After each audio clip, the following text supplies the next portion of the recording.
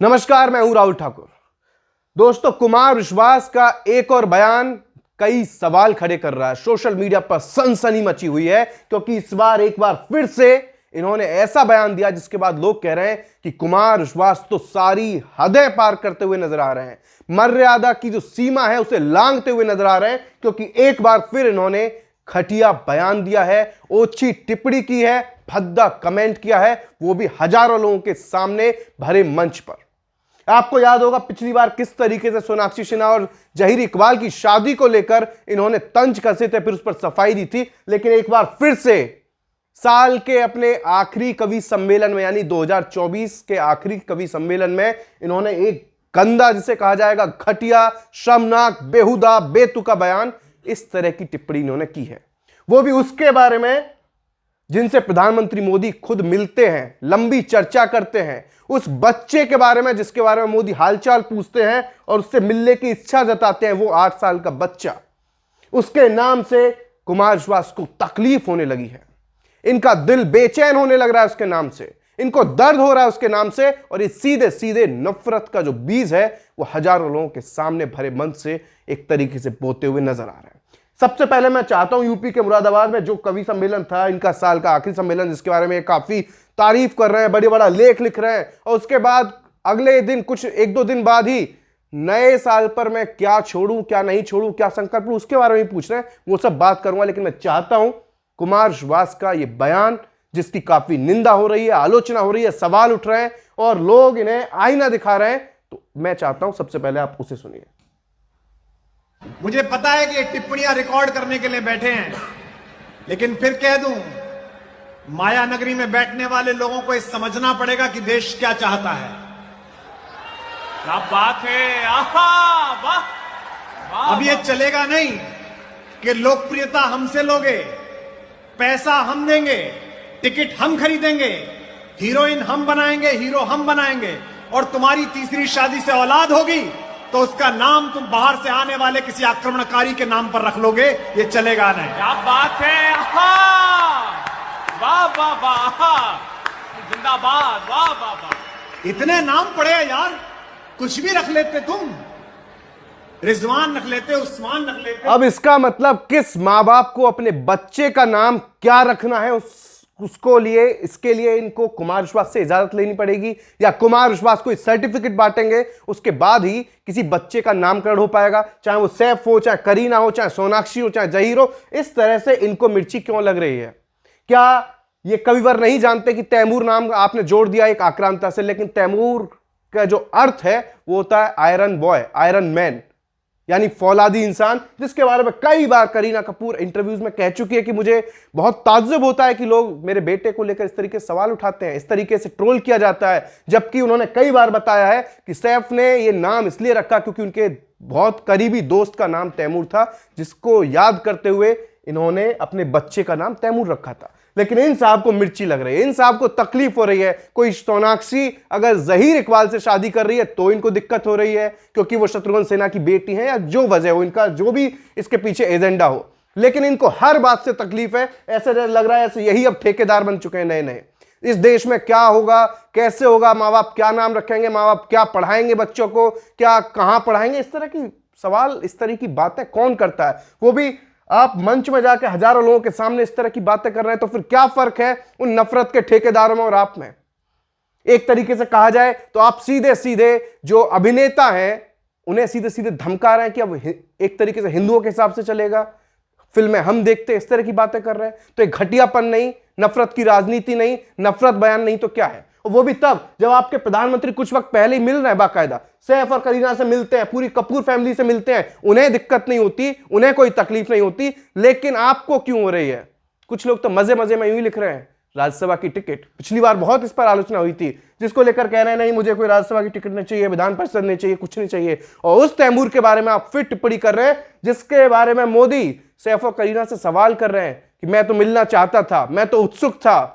तो सुन लेते हैं जरा प्रधानमंत्री मोदी ने तैमूर के लिए क्या कहा था, और अब एक तरीके से उन्हीं के मार्गदर्शन पर चलने, उन्हीं के मार्गदर्शन में चलने की कोशिश, उन्हीं के चिन्हों पर चलने की कोशिश, खास वजह से कह रहा हूं, ये कुमार विश्वास कर रहे हैं, लेकिन ये किस तरह की सोच रखते हैं ये जरा सुनिए सबसे पहले मोदी का बयान। मैं आपके पिताजी को मिला हूँ और मैं सोच रहा था कि आज मुझे 3 पीढ़ी को मिलने का मौका मिलेगा, लेकिन आप लाए नहीं तीसरी पीढ़ी को। तो यहां तो मोदी जी तीसरी पीढ़ी यानी कि तैमूर से मिलना चाह रहे हैं, उन्हें देखना चाह रहे थे, लेकिन वहां कुमार विश्वास को उनके नाम से ही तकलीफ हो रही है। वो 8 साल का बच्चा, उसके नाम से बड़ी दिक्कत हो रही है, जिसका शायद अर्थ भी उन्हें पता हो या ना पता हो, लेकिन उन्हें तकलीफ हो रही है। क्यों हो रही है? क्या कोई इसके पीछे एजेंडा है? और फिर उसके बाद जिस तरीके से वो नए साल पर एक ट्वीट कर रहे हैं, लोगों से सलाह मांग रहे हैं, मैं भी उनका ट्वीट आपको दिखाऊंगा, आप भी सुझाव दीजिएगा कि उन्हें 2024 में उन्होंने जितने ऐसे नफरती बयान दिए हैं, 2025 में उन्हें क्या सीखना चाहिए, क्या कम करना चाहिए, किस चीज से दूर रहना चाहिए, जरा सलाह आप दे दीजिएगा। लेकिन उससे पहले मैं चाहता हूं इस बयान को भी सुन लें, जिसके बाद उन पर सवाल खड़े हो रहे हैं कि आप नफरत में कितने डूबे जा रहे हैं। एक वक्त में आप वसुधैव कुटुंबकम की बात करते थे, लेकिन अब आप आखिर किस वजह से, किस मकसद से, किस इच्छा के लिए पूरा यू टर्न ले चुके हैं, बेतुकी बातें कर रहे हैं। एक वक्त पर आप सीधे सीधे जो आरएसएस है उसे अनपढ़ कहते थे, तब आपकी बहुत किरकिरी होती थी, लेकिन अब आपका हृदय परिवर्तन आखिर क्यों हो रहा है? आपका इतना मन बेचैन क्यों हो रहा है? आप इतना क्यों डोल रहे हैं कि अब आप एक खास एजेंडे के साथ इस तरह के बयान देते हैं? आपका आखिर इतनी जो भावना है, इतना जो प्रेम है, वो क्यों जागने लगा है?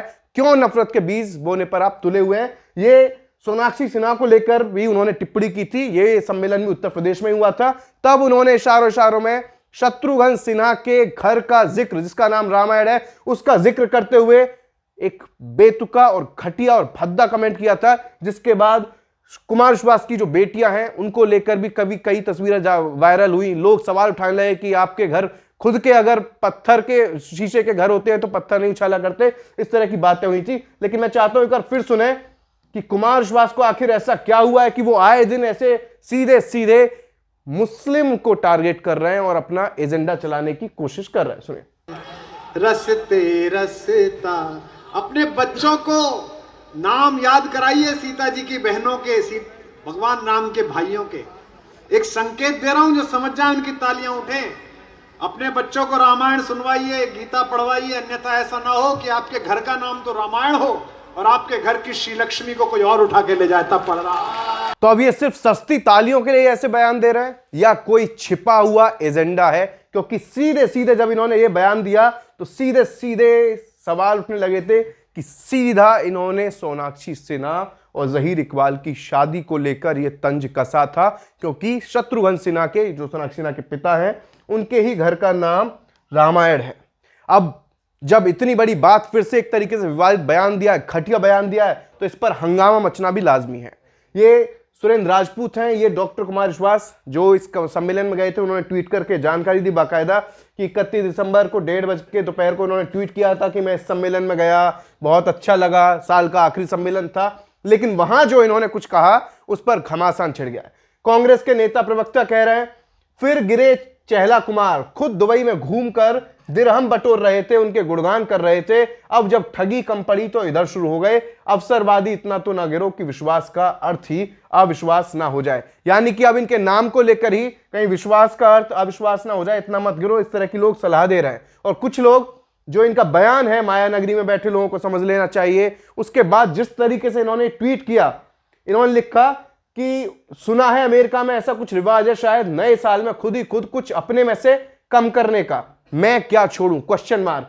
समझ नहीं पाया हूं अब तक मुझ में क्या है सिवा तुम्हारे, और तुम्हें कम कर दूं तो फिर कहां बचूंगा नए साल में। यानी कि पूछना चाह रहे हैं कि मैं क्या चीज छोड़ूं। तो मैं इनका जो सुझाव है, ये जो ये चाहते हैं, वो मैं आपके ऊपर छोड़ता हूं। कमेंट बॉक्स में आप बताएं कि इन्हें क्या छोड़ना चाहिए और किन चीजों से दूर रहना चाहिए। कुछ आप ही सुझाव देंगे तो शायद थोड़ी जो बुद्धि है वो खुल जाए। जो पहले वसुधैव कुटुंबकम की जिस तरह से बातें होती थी, जो इस तरह के भाईचारे की बातें करते थे, शायद उस रास्ते पर लौट आए। क्योंकि कहीं ना कहीं अब जो इनके बयान है उसे देखकर लग रहा है कि रास्ता भटक रहे हैं। उसके पीछे जो भी भले मकसद हो, चाहे वो सियासी मकसद हो या कुछ अपना ही मकसद क्यों ना हो, चाहे वो लाइमलाइट में टीआरपी में बटोरने का हो, चाहे जो भी हो, आप इन्हें सुझाव जरूर दीजिए बाकायदा अच्छे से। फिलहाल इस वीडियो में इतना ही। नमस्कार।